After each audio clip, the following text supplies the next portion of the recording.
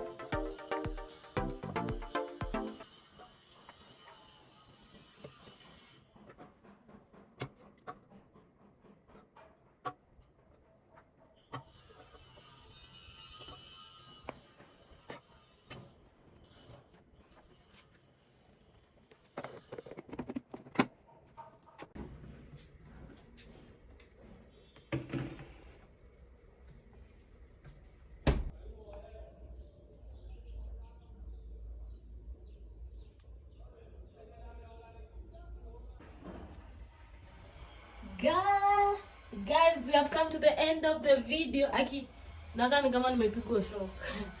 Nakani kama nimetetemeshwa na steamer. Anyway guys, we have come to the end of the video. Nishamaliza. The only thing ina remain kwa fridge ni fruits. Mbona hiyo part ya fruits sijaweka anything, and meats. Huku kwa freezer hakuna, like kwa freezer iko kinda empty. Yeah. What else? Yeah guys, so guys, see you on the next video. I'm feeling myself. Yeah, so guys, we have come to the end of the video. See you on the next video. Bye.